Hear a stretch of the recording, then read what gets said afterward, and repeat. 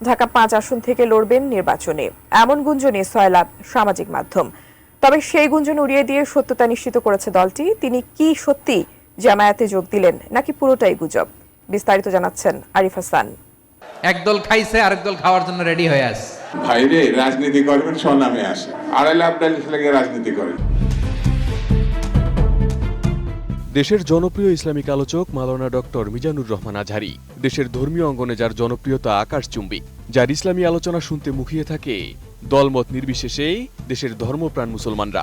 তবে হঠাৎ করেই তিনি ধর্মীয় অঙ্গন ছাপিয়ে রাজনৈতিক অঙ্গনে আলোচনায়। কোরআনের প্রেসক্রিপশন না মানলে রাষ্ট্র সুন্দর হবে না। কোরআনের প্রেসক্রিপশন অ্যাপ্লাই না করলে শুধু দুর্নীতি দমন কমিশন দিয়ে দুর্নীতি বন্ধ করা যাবে না। ১৯ নভেম্বর হঠাৎ জামায়াতের আমির ডাক্তার শফিকুর রহমানের সাথে আজহারীর একটি ছবি সামাজিক মাধ্যমে ছড়িয়ে পড়ে। সেই ছবি পোস্ট করে দাবি করা হয়, রাজনীতিতে নাম লেখালে